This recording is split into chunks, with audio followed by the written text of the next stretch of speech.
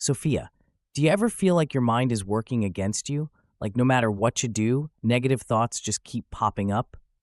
Of course, Doug. I think everyone deals with it sometimes. So, how do you deal with it? I love talking about this stuff. A while back, I started researching that very problem because I knew it was keeping me down. I needed to change something. So, what did you find? I read through psychology books, therapy books, and all sorts of self-improvement books. I'd be glad to tell you what helped me. This should be very interesting. So this might sound weird, but I came across a way of imagining my mind. Like I picture my mind as if it's a garden. Yeah, that's kind of weird. Just stick with me here, Doug. Imagine a small garden, like someone's backyard. Nothing huge, but it's filled with a variety of beautiful flowers. There's also an area where there are spectacular plants, and the whole yard is like a carpet of grass. Okay, yeah, I can picture that. I really like gardens. Now, having a lovely garden is not an accident or luck. It's the result of a skilled gardener who put in a lot of work. One very important part of a gardener's job is to keep out weeds. The gardener is always looking for the tiniest weed seeds that float in with the wind. They know that if a weed seed takes root, it can spread quickly and take over all the beautiful plants. That's the nature of weeds. They don't benefit the garden. So that is the garden part. You with me so far? Let's see. Garden, gardener, flowers, plants, grass, weeds bad. Gardener must find and remove weed seeds. I'm with you so far. Let's imagine that your mind is like a small garden. In the garden of your mind, thoughts of people you love, memories of good times, these beautiful thoughts are the flowers of your mind's garden. And what about weeds? What do you think weeds are? Bad thoughts? Exactly. Thoughts that do us no good at all, like I'm not smart enough to do this, or I know I can't do that. They are the weeds of our minds. They are what we need to get rid of, or at least have the upper hand against. Great, so I need weed killer. You are the weed killer, grasshopper. Let's go back to our comparison. First, in order for the gardener to take care of the weeds, they have to know about the existence of weeds, that they are a thing in the world. Understand? If they didn't even know that weeds existed, like if they were a novice gardener, their garden would be full of weeds, and they wouldn't understand why. In our mind's garden, we need to have a deeper understanding of what negative thoughts are, and that'll help us learn to deal with them. The real gardener needs to recognize the different weeds like thistles, dandelions, and foxtails. They can spot them from across the yard. We need to recognize our different mind weeds. But first, let's take a breather. That's a lot so far. Let me try to explain what we know so far. Minds are like gardens. Anything can grow in a garden, including beautiful plants, flowers, and weeds. We are the gardeners of our minds, and we have the ability to get rid of what we don't want there. But if we want a prettier garden, then we must learn about weeds so we can understand how to keep them out. Does that sound right? Perfect. Now let's learn about some different types of mind weeds. That will help us recognize them when they pop into our heads. It's helpful to give them names so we can easily identify them. Here are some of the common ones. The I'm not good enough weed. This is one of the most common weeds in the garden of our mind. It tells us that we aren't capable, smart, or talented enough. It usually sounds like, I could never do that, or I'm not talented enough to succeed. This weed grows when we compare ourselves to others or when we allow failures to define our potential. The catastrophizing weed. This is the weed that tells you everything is going to go wrong. You know, like when you think, if I mess this up, I'll lose my job and then I'll be homeless.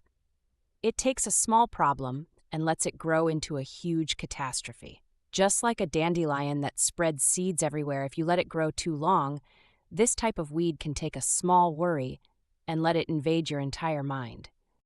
The should weed. This one is sneaky. It keeps telling you all the things you should be doing. I should be working harder, or I should be more successful by now. These weeds often make you feel inadequate and put unnecessary pressure on yourself. It's like a vine that wraps around the flowers in your garden, choking out their growth. I think I've got all of these weeds in my mind. Most people do, Doug, and that's perfectly normal. But the great news is that, just like a gardener, you can take action to deal with these weeds. First, we will practice awareness. Just being able to spot these negative thoughts when they pop up. How do I spot them? Sometimes they just seem to be there, and I'm lost in them. That's why awareness is so important. The more you practice, the better you'll become at recognizing these thoughts in the moment. One simple way to do this is to pause whenever you notice you're feeling down or anxious. Ask yourself, what thoughts am I having right now? If you find that those thoughts are negative or self-critical, you've just identified a weed. Okay, and once I recognize them, what do I do?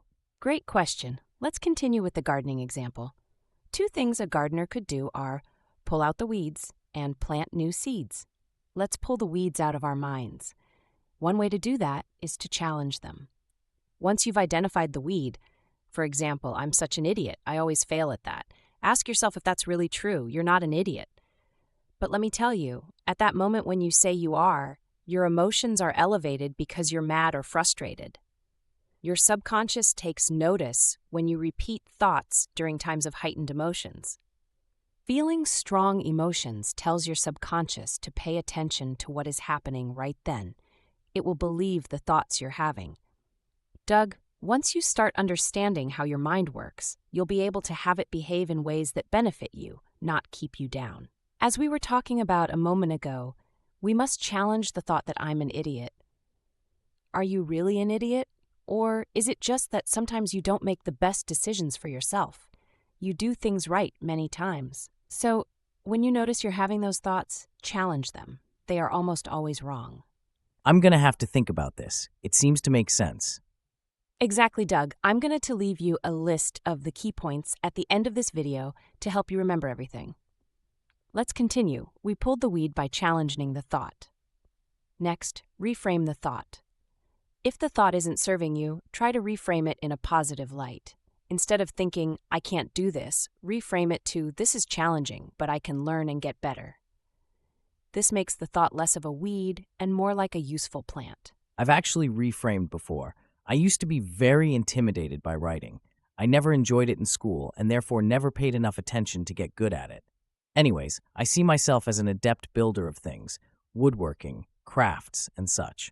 So one day it occurred to me to look at writing as building with words. It was so weird, but it totally changed my relationship with writing. Now I enjoy it. That is such a perfect example. I love it. Moving on, gardeners will plant new seeds to keep their garden abundant with beautiful plants. And we should plant new seeds to replace the weeds we pulled from our mind. These would be positive affirmation thoughts such as, I am capable of learning and growing, or I have the skills I need to handle this challenge.